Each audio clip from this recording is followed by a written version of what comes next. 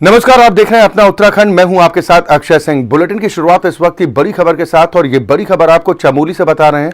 Tapovan tunnel में rescue लगातार जारी है। जेसीबी लगाकर मलबा निकालने का प्रयास किया जा रहा है। अब तक 30 से ज्यादा लोगों की मौत हो चुकी है। आपको बता दें कि उत्तराखंड के चमोली में आई आपदा के बाद रेस्क्यू ऑपरेशन लगातार जारी है। आईटीबीपी के साथ ही सेना, एनडीआरएफ, एसडीआरएफ और स्थानीय पुलिस की टीमें राहत और बचाव कार्य में जुटी हुई हैं।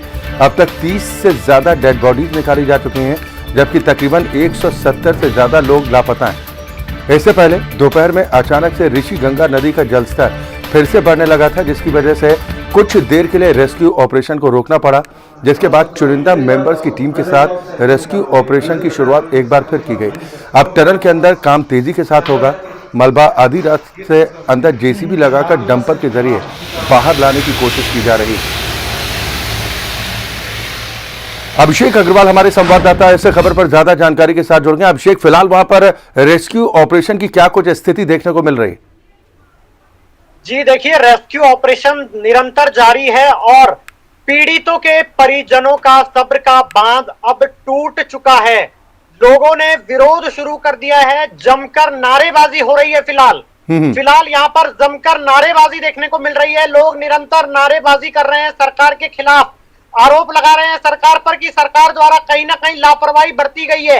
लोग अभी भी जिंदगी और मौत की जंग लड़ रहे हैं और सरकार के नुमाइंदा मंत्री मात्र बयानबाजी कर रहे हैं, ऐसा आरोप ग्रामीण लगा रहे हैं। ग्रामीणों के जो आरोप है वो निरंतर सामने आ रहे हैं। ग्रामीण बोल रहे हैं कि सरकार कुछ करने में असमर्थ है, सरकार पर आरोप लगा रहे हैं। निरंतर बयानबाजियां हो रही है यहाँ पर। अब अभिषेक, बिल्कुल जिस तरीके से आप जानकारी दे रहे हैं कि स्थानीय लोगों में अब इस बात को लेकर बेहद नाराजगी भी देखने को मिल रही है, क्योंकि टनल में जिस तरह से मलबा निकालने का काम जारी था, उसके बाद फिर पानी आने की वजह से गतिरोध की स्थिति हो जाती है, और अब एक बार फिर रेस्क्यू ऑपरेशन शुरू हुआ है, जो तकरीबन कहा जा रहा है कि तकरीबन 30 से 35 लोगों के अभी भी फंसे होने की आशंका है। अब उनके बचने की संभावनाएं तो कम होती जा रही हैं, क्योंकि लगातार जिस तरह से समय गुजरता जा रहा है वैसे वैसे संभावनाएं कम हो रही हैं, और शायद एक नाराजगी की वजह लोगों की ये भी है क्या अभिषेक?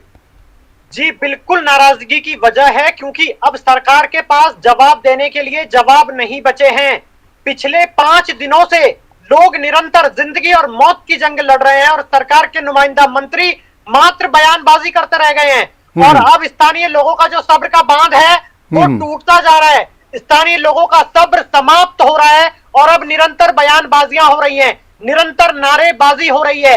प्रदेश सरकार मुर्दाबाद के नारे ग्रामीण लगा रहे हैं। ग्रामीणों का कहना है कि हमारे जो लोग फंसे हुए हैं वो किस हालत में हैं, उनकी हालत से हमको रूबरू कराया जाए, और सरकार उनकी हालत से उनके परिजनों को रूबरू कराने में कहीं ना कहीं असमर्थ दिखाई दे रही है। चलिए, बिल्कुल, बहुत शुक्रिया अभिषेक अग्रवाल इस खबर पर तमाम जानकारी और बातचीत के लिए। तो जैसा अभिषेक बता रहे थे कि लोगों में नाराजगी इस बात को लेकर बढ़ती जा रही है।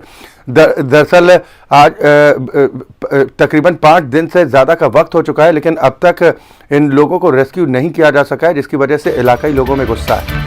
उधर अगली बड़ी खबर की बात करेंगे। कांग्रेस प्रतिनिधिमंडल ने मुख्यमंत्री त्रिवेंद्र सिंह रावत से मुलाकात की है। आपदा को लेकर चर्चा की गई है। बड़ी खबर आपको बता रहे हैं, जलवायु परिवर्तन से हिमालयी क्षेत्रों में आ रहे बदलाव को लेकर भी इस बैठक में चर्चा की जा रही है। कांग्रेस प्रतिनिधिमंडल ने आज मुख्यमंत्री त्रिवेंद्र सिंह रावत से मुलाकात की है।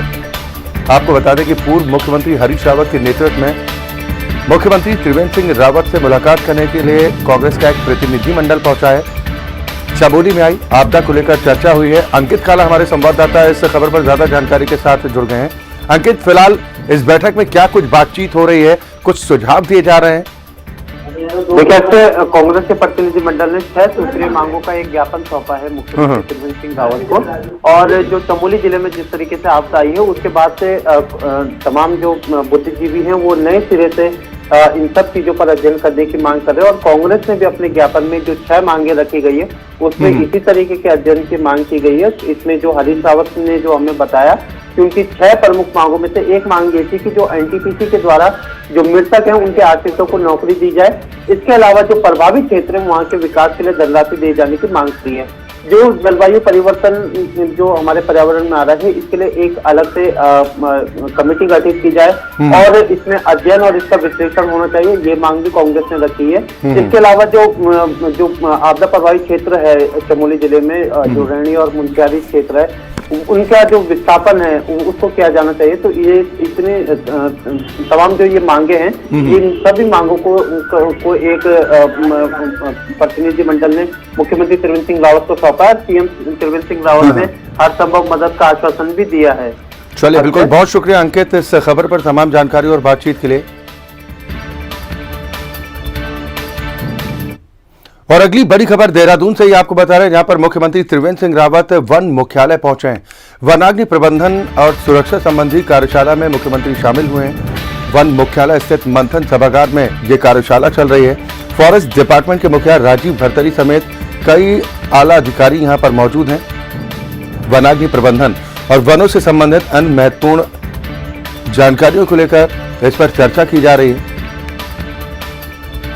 बड़ी खबर इस वक्त आपको देहरादून से बता रहे हैं, जहां पर फॉरेस्ट डिपार्टमेंट के मुखिया राजीव भरतरी समेत कई आला अधिकारी इस बैठक में शामिल हुए हैं। वनाग्नि प्रबंधन और वनों से संबंधित अन्य महत्वपूर्ण विषयों पर इस बैठक में मंथन किया जा रहा है, चर्चा की जा रही है। वन मुख्यालय पहुंचे मुख्यमंत्री त्रिवेंद्र सिंह रावत, जहां पर ये बैठक चल रही है। तस्वीरें आप अपनी टेलीविजन स्क्रीन पर देख पा रहे हैं। जिस वक्त मुख्यालय पहुंचे थे मुख्यमंत्री त्रिवेंद्र सिंह रावत, चंद्रमोहन हमारे संवाददाता इस खबर पर ज्यादा जानकारी के साथ जुड़ गए हैं। चंद्रमोहन, जो चर्चा की जा रही है, मंथन किया जा रहा है, इसमें क्या क्या जिक्र किया गया है? वन मुख्यालय में एक कार्यशाला चल रही है, जिसमें सीएम त्रिवेंद्र सिंह रावत भी पहुंचे हैं और फॉरेस्ट डिपार्टमेंट के जो मुखिया है राजीव भरतरी, वो भी यहाँ मौजूद है और फॉरेस्ट डिपार्टमेंट के जो अन्य बड़े अधिकारी हैं, तमाम लोग यहाँ मौजूद हैं। और इस कार्यशाला में वनाग्नि प्रबंधन, जो एक बड़ी समस्या उत्तराखंड में हमेशा देखने को मिलती है, हर साल जंगल बड़े पैमाने पर जलते हैं, तो उसका प्रबंधन किस तरह से किया जाए, उसको किस तरह से रोका जाए, वन संपदा को किस तरह से बचाया जाए, इन सारे विषयों पर चर्चा की जा रही है। और साथ ही जो एक सुरक्षा की दृष्टि से भी ये कार्यशाला बहुत महत्वपूर्ण है। और अभी जो यहाँ का मंथन सभागार है वन मुख्यालय का, उसमें ये कार्यशाला चल रही है और तमाम जो लोग हैं वो प्रस्तुतिकरण और अन्य जो जानकारियां हैं वो टीम के साथ रख रहे हैं। और जो कुछ संसाधनों की आवश्यकता है, जिससे जो वनाग्नि है उसको रोका जा सके, उसको लेकर भी कुछ त्रिवेंद्र सिंह रावत वन विभाग को सहायता कर सकते हैं।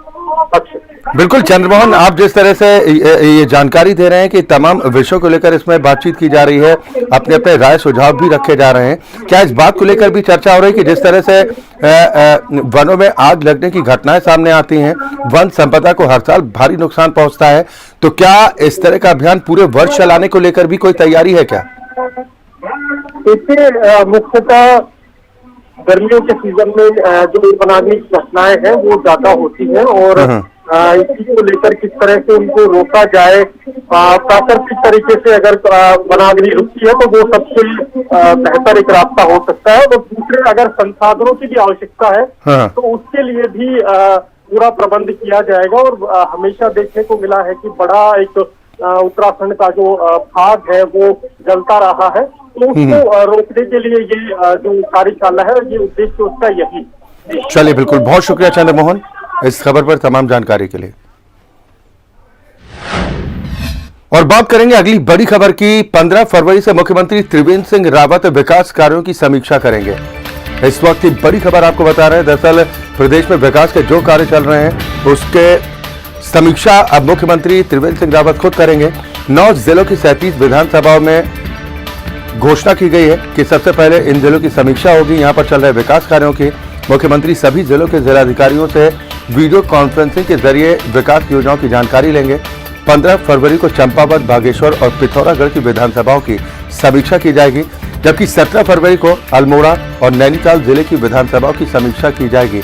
वहीं 18 फरवरी को उत्तरकाशी और रुद्रप्रयाग जिले की विधानसभाओं की समीक्षा की जाएगी, जबकि 19 फरवरी को पौड़ी और टिहरी जिले की विधानसभाओं की समीक्षा मुख्यमंत्री त्रिवेंद्र सिंह रावत करेंगे। और इसके साथ ही देहरादून, हरिद्वार, ऊधम सिंह नगर और चमोली को छोड़ बाकी 9 जिलों की सभी विधानसभाओं में समीक्षा मुख्यमंत्री त्रिवेंद्र सिंह रावत की तरफ से की जाएगी। यहां पर किस तरह से विकास कार्य योजनाएं संचालित की जा रही हैं, इसकी जानकारी मुख्यमंत्री लेंगे। अंकित काला हमारे संवाददाता इस खबर पर ज्यादा जानकारी के साथ जुड़ गए हैं। चुनावी वर्ष में स्वाभाविक है कि सक्रियता कहीं ना कहीं सरकार की बढ़ जाती है और मुख्यमंत्री त्रिवेंद्र सिंह रावत ने अब जो फैसला किया कि विकास कार्यों की गति कहां तक पहुंची है, अभी निर्माण कितना बाकी है, अब मुख्यमंत्री की इस दौड़भाग से विकास कार्यों में और कितनी रफ्तार बढ़ने की संभावना है अंकित? बिल्कुल, देखिए अक्षय, जैसे कि आपने भी बताया कि चुनावी वर्ष है और कहीं ना कहीं चुनावी वर्ष में सरकार के ऊपर दबाव है कि जो घोषणाएं हैं, जो योजनाएं हैं, वो जन जन तक पहुंचे। और इसी सब चीजों को देखते हुए मुख्यमंत्री त्रिवेंद्र सिंह रावत 15 फरवरी से जो उनकी तरफ से घोषणाएं की गई है, जो विकास कार्य हैं, इसकी एक समीक्षा करने जा रहे हैं। और इसका एक सिलसिलेवार तरीके से इसका एक कार्यक्रम भी इसमें जारी किया गया है, जिसमें 15 फरवरी और 17 फरवरी को विशेषकर जो कुमाऊं मंडल है इसकी समीक्षा की जाएगी। और इसके बाद फिर 18 और 19 को जो विशेषकर जो गढ़वाल मंडल के जो जिले हैं वहां पर इसकी समीक्षा की जाएगी। जो तमाम विधानसभाओं के जो विधायक हैं, जनप्रतिनिधि है, इनको भी इस बैठक में शामिल किया जाएगा। इसके अलावा जो विभिन्न जिलों के जो जिलाधिकारी हैं वो भी कार्यक्रम के अनुसार मुख्यमंत्री त्रिवेंद्र सिंह रावत के साथ जुड़ेंगे। वीडियो कॉन्फ्रेंसिंग के माध्यम से पूरी समीक्षा की जाएगी। और अक्षय, मुख्यमंत्री का जो ये कार्यक्रम आया है, इसमें 9 जिलों की करीब 37 विधानसभाओं में जो मुख्यमंत्री ने घोषणाएं करी है 2017 के बाद से जब राज्य सरकार गठित हुई, और उसके बाद से अब तक जो मुख्यमंत्री ने अपनी ओर से विभिन्न जिलों में जो घोषणाएं करी है, सब चीजों की समीक्षा की जाएगी। और माना ये जा रहा है कि मुख्यमंत्री की समीक्षा बैठक में इनके बाद से कहीं ना कहीं जो अधूरी घोषणाएं रही है उसको और तेजी से धरातल पर उतारने पे मदद मिलेगी। इसके अलावा जो विधायकों की जो नाराजगी है कुछ एक योजनाओं को लेकर के, वो भी नाराजगी भी दूर होगी। और साथ ही साथ जब बैठक होगी तो निश्चित रूप से मुख्यमंत्री त्रिवेंद्र सिंह रावत अपनी ओर से अधिकारियों को दिशा निर्देश भी देंगे। और अगर इन सब चीजों को मुख्यमंत्री समीक्षा करते तो धरातल पर जो योजना है वो। चलिए, बिल्कुल, बहुत शुक्रिया अंकित इस खबर पर तमाम जानकारी और बातचीत के लिए। तो मुख्यमंत्री त्रिवेंद्र सिंह रावत चुनावी मोड में आते दिखाई दे रहे और यही वजह है कि अब 37 जिलों के विकास कार्यों की समीक्षा मुख्यमंत्री की तरफ से की जाएगी। वहीं देहरादून में महाराष्ट्र के राज्यपाल भगत सिंह कोश्यारी ने गुरुवार को सीएम त्रिवेंद्र सिंह रावत से मुख्यमंत्री आवास में मुलाकात की। राज्यपाल भगत सिंह कोश्यारी ने मुख्यमंत्री त्रिवेंद्र सिंह रावत से चमोली के रैरी क्षेत्र में आई आपदा को लेकर चर्चा की। मुख्यमंत्री ने कहा कि आपदा स्थल पर राहत और बचाव कार्य तेजी के साथ संचालित हो रहे हैं, जिससे सभी संबंधित एजेंसियों और विभागों का सक्रिय सहयोग मिल रहा है। इस मौके पर उच्च शिक्षा राज्य मंत्री डॉक्टर धन सिंह रावत भी मौजूद थे।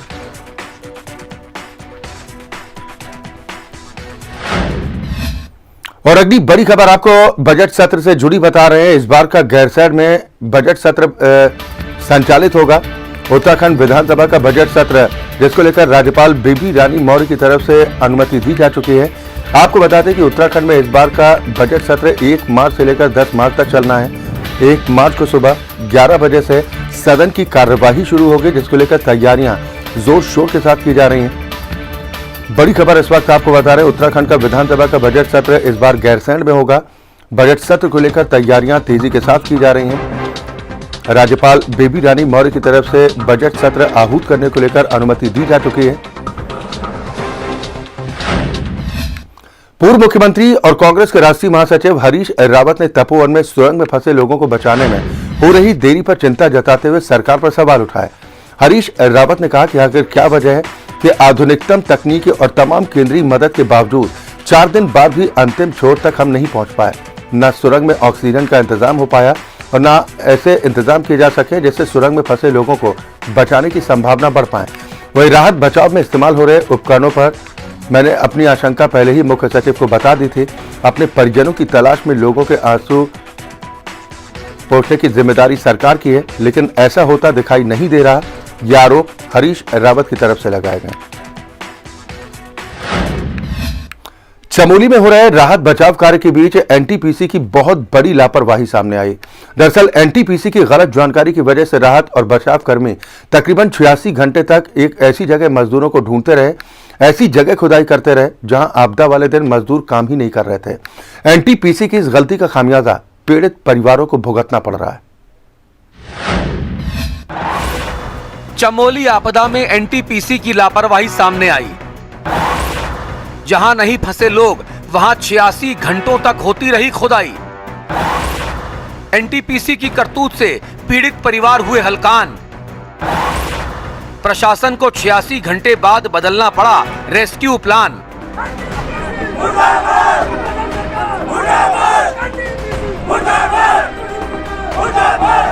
आपदा का दंश झेल रहे पीड़ितों का ये गुस्सा बेवजह नहीं है जनाब। एनटीपीसी के लापरवाह अफसरों ने इनके जख्मों पर नमक छिड़का है, इनके जख्मों को कुरेद डाला है। लापता हो चुके अपनों के मिलने की आस लगाए बैठे इन बेबस लोगों के दर्द को एनटीपीसी की करतूत ने दोगुना कर दिया है। तब जाकर इनके सब्र का बांध टूटा और इनके दिल में बैठे दर्द की चीखें नारेबाजी में तब्दील हो गई हैं।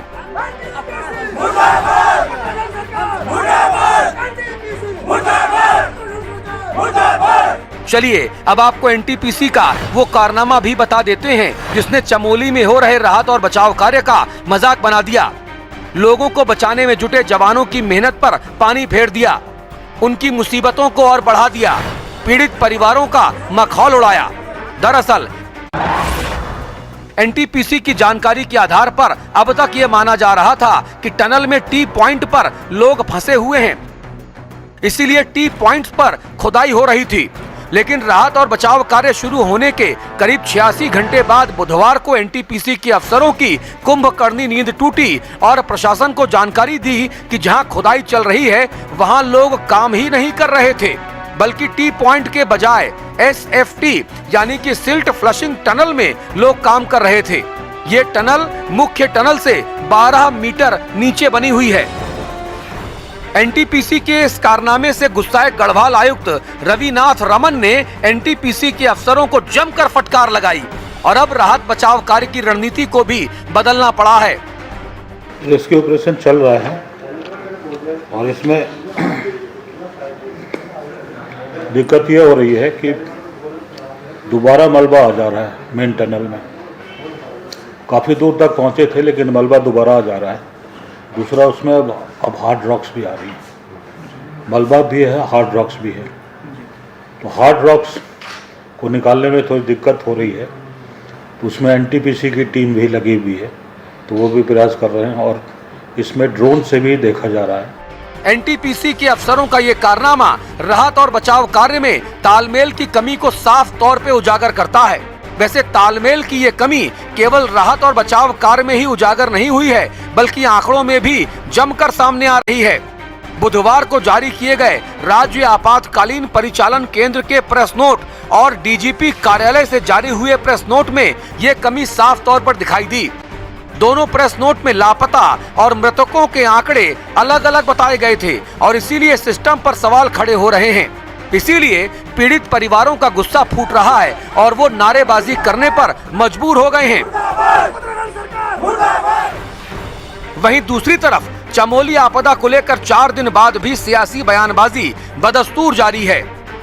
हुई अंदाज है, कयास है कि दूसरा जो टनल है दूसरी जगह जो है वहाँ शायद हो सकते हैं। तो दोनों जगह काम चल रहा है, कल से उसमें भी काम चल गया है, दोनों जगह काम चल रहा है। कल तक स्थिति स्पष्ट हो जाएगी। ये बड़ी दुखद बात है कि घटना घटित होने के बाद तीसरे दिन जो है ये पता चल रहा है कि एनटीपीसी को कोई जानकारी नहीं है। तो आप अंदाजा लगा सकते हैं कि सरकार की कार्यशैली कैसी है। इससे बड़ी लापरवाही एनटीपीसी किसके अंडर में है, कौन एनटीपीसी को देख रहा है? स्टेट गवर्नमेंट की जो मॉनिटरिंग एजेंसीज हैं, जितनी फोर्सेस वहाँ लगी हुई हैं, डिजास्टर मैनेजमेंट की टीम है, क्या समन्वय नहीं है, कोऑर्डिनेशन नहीं है? ऐसे में अहम सवाल ये खड़ा हो जाता है कि आखिर इतने बड़े बड़े पदों पर बैठे जिम्मेदार लोगों से इतनी बड़ी चूक कैसे हो गई? आखिर अफसरों में तालमेल क्यों नहीं बैठ पा रहा है? आखिर पीड़ित परिवारों और पूरी व्यवस्था के साथ ये भद्दा मजाक क्यों किया जा रहा है? देहरादून से अंकित काला और चंद्रमोहन के साथ ब्यूरो रिपोर्ट, हिंदी खबर। चमोली जिले में हुई ग्लेशियर टूटने की घटना के मद्देनजर शोधकर्ताओं ने भी घटना पर अपनी रिसर्च शुरू कर दी। घटना के कारणों का पता लगाने में जुटे शोधकर्ता इससे त्रासदी पर चिंतित हैं और भविष्य में ऐसी घटना ना हो इसके लिए बारीकी से मंथन भी किया जा रहा है। आपको बता दें कि चमोली जिले में हुए जल प्रलय के बाद से ग्लेशियर पर शोध करने वाले वैज्ञानिक परेशान दिखाई दे रहे हैं। दरअसल देश की नामचीन संस्थान आईआईटी रुड़की के वैज्ञानिकों का कहना है कि 2013 में केदारनाथ में हुई त्रासदी और चमोली जिले में आई आपदा में काफी अंतर है। वहीं आईआईटी के वैज्ञानिक अजनता गोस्वामी का कहना है कि ग्लेशियरोलॉजी कम्युनिटी का यह मानना है कि ग्लेशियरों के शोध के लिए इंस्टीट्यूट का खोलना बेहद जरूरी है, ताकि समय समय पर पूरे हिमालय की मॉनिटरिंग की जा सके। वेट पड़ेगा, वेट पड़ने के कारण क्या होगा, वो ये पॉइंट जो है यही। और अगली बड़ी खबर आपको देहरादून से बता रहे हैं, जहां पर ड्यूटी में लापरवाही बरतना रोडवेज के अधिकारियों को महंगा पड़ा है। रोडवेज प्रबंध निदेशक रणवीर सिंह चौहान ने 5 अधिकारियों को सस्पेंड कर दिया है। नैनीताल मंडल के 2 यातायात अधीक्षक और रामनगर का 1 यातायात निरीक्षक सस्पेंड किया गया। दरअसल 9 फरवरी को दिल्ली रामनगर रूट पर चेकिंग के दौरान बस में 35 यात्री मिले थे। इस पूरे मामले को लेकर कार्रवाई की गई है। नैनीताल मंडल के 2 यातायात अधीक्षक सस्पेंड किए गए हैं। ड्यूटी में लापरवाही बरतना इन अधिकारियों को महंगा पड़ा है। अंकित काला हमारे संवाददाता इस खबर पर ज्यादा जानकारी के साथ जुड़ गए हैं। जो लापरवाही इन अधिकारियों की तरफ से बरती गई थी, अब कार्रवाई हो चुकी है। अपनी लापरवाही पर इन सस्पेंड हुए अधिकारियों को अफसोस है क्या अंकित काला?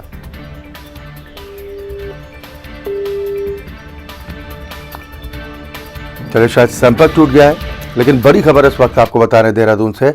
उधर काशीपुर में अवैध कच्ची शराब का धंधा जोरों पर चल रहा है। लगातार अवैध कारोबारी लोगों को कच्ची शराब पिलाकर उनकी जिंदगी के साथ खिलवाड़ करते दिखाई दे रहे हैं।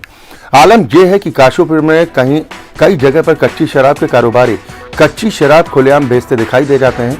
तस्वीरें सिस्टम की पोल खोलने के लिए काफी हैं, लेकिन इन पर अंकुश लगाना अधिकारियों के लिए नामुमकिन सा साबित होता दिखाई देता है। सूत्रों के मुताबिक 20 रुपए प्रति पाउच की दर से खुलेआम अवैध कच्ची शराब धड़ल्ले के साथ बेची जा रही है। काशीपुर में कच्ची शराब का सेवन भी लोग जमकर कर रहे हैं। आबकारी विभाग सुस्त कार्यशैली के चलते धड़ल्ले से कच्ची शराब का गोरख धंधा इलाके में जमकर फल फूल रहा है।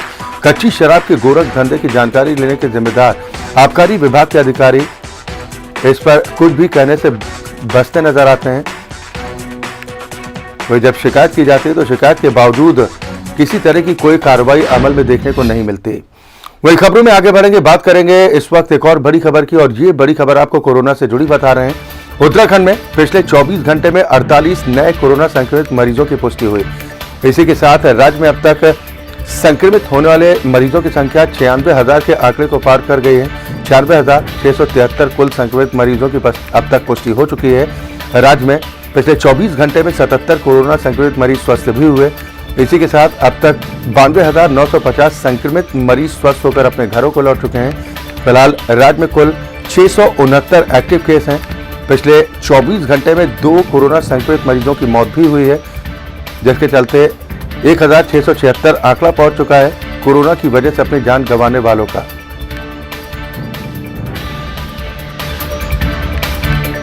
कोरोना की रफ्तार अब थोड़ी मंद पड़ती दिखाई दे रही है। पिछले 24 घंटे में 48 कोरोना पॉजिटिव मरीज पाए गए हैं, जबकि 2 कोरोना संक्रमित मरीजों की मौत भी हुई।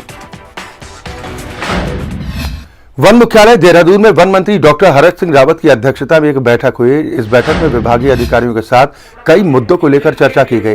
बैठक में वन प्रमुख राजीव भरतरी समेत अन्य अधिकारी मौजूद थे। बैठक समापन के बाद वन मंत्री ने बताया कि वनाग्नि को रोकने के लिए अब साल भर फायर सीजन चलाया जाएगा। संरक्षित वन क्षेत्र में वनाग्नि की रोकथाम के लिए 9 करोड़ 64 लाख रुपए का बजट देने का फैसला भी किया गया। सिविल स्वयं और वन पंचायत में वनाग्नि की रोकथाम को 3 करोड़ से ज्यादा का बजट निर्धारित किया गया है, और ये भी तय किया गया कि वनाग्नि के मामलों में ग्रामीणों का सहयोग भी लिया जाएगा। जो रेणी गांव और ऋषि गंगा पे जो आपदा आई है, उसमें गौरव देवी के जिसने पूरे देश और दुनिया को चिपको आंदोलन और का संदेश दिया है, जंगल बचाओ का संदेश दिया है, पेड़ बचाओ का संदेश दिया है, तो वन विभाग विशेष करके उस वन पंचायत के माध्यम से वहां के लोगों के विकास के लिए अलग से कार्य योजना बनाएगा, और हम उसको पूरी तरह अलग से एक तरह से इस काम में वहां के लोगों की आजीविका को कैसे आगे बढ़ाना है, उसके लिए पूरी एक कार्य योजना उन गांवों के लिए वन विभाग अलग से बनाएगा। और इसी के साथ इस बुलेटिन में फिलहाल के लिए इतना ही, लेकिन हिंदी खबर पर खबरों का सिलसिला लगातार जारी।